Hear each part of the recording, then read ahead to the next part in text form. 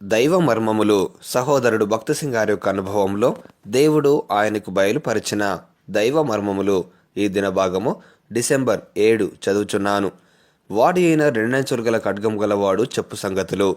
ప్రకటన గ్రంథము 2వ అధ్యాయము 12వ వచనము. సంఘములో 3వ కాలము పెర్గము కాలము నాటిది. ఈ సంఘమునకు వాడి అయిన రెండంచులు గల ఖడ్గం ధరించిన వానిగా ప్రభువు వెల్లడి చేసుకొనెను. ప్రకటన గ్రంథము 2వ అధ్యాయము 12వ వచనము. బైబిల్లో ఆ ఖడ్గము దేవుని వాక్యమే. ఈ పెర్గము సంఘములో నీకోలాయితుల బోధను పాటించువారు ఉండిరి. దేవుని వాక్యమునకు సరియైన స్థానమును వారు ఇవ్వలేదు. జనములను అధికముగా ఆకర్షించు బోధకులనే వారు ఘనపరిచెడివారు. దేవుడు ఇటు ఘనతను ద్వేషించెను.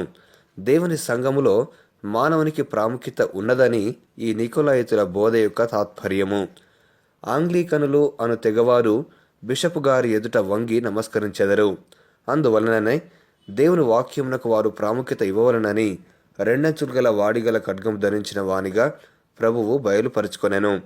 మనం యేసుక్రీస్తు ప్రభువునకే సాగిలపడవలెను. ఆయననే గణపరచవలెను. ఆయనకే ప్రార్థించవలెను. ప్రతి మోకాలు యేసునామమున వంగును అని ఫిలిప్పీలకు రాసిన పత్రిక 2వ అధ్యాయం 10వ వచనంలో వ్రాయబడి ఉన్నది. ఈ సంఘమునందు బిలాము బోధన అనుసరించు వారు కూడా ఉండిరి. ప్రకటన గ్రంథము 2వ అధ్యాయము 14వ వచనము. బిలాము సిద్ధాంతమనగా మిశ్రిత వివాహముల సిద్ధాంతము.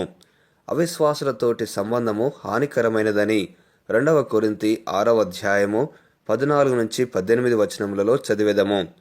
జయించు వారికి మన్నాను భుజింపనిత్తును మరియు అతనికి తెల్లరాతినిత్తును అనియు ప్రభువు వీరికి చెప్పెను. మరుగైన మన్నా ఆత్మీయ ఆహారమును సూచించును. నూతన జీవము కొరకై మనకు ఆత్మీయ ఆహారము అవసరము. మోకాళ్ళపై నుండి ప్రార్థనలో కనిపెట్టి వాక్యమును చదువుట ద్వారా నూతన శక్తిని పొందెదము.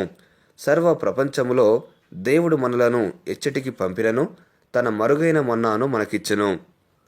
తెల్ల రాతి ద్వారా దేవుని చిత్తమును తెలుసుకొనగలము.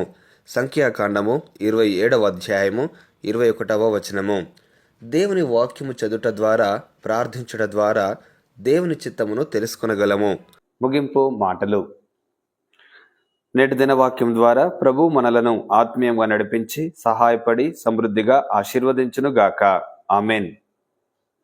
దైవజనుడు భక్సింగ్ గారి యొక్క వర్తమానములు, అందులో దైవ మర్మములు, అలసిన వాణిని ఊరడించు మాటలు పుస్తకములు మీ కొరకై ఈ ఛానల్లో అందుబాటులో ఉంచాము.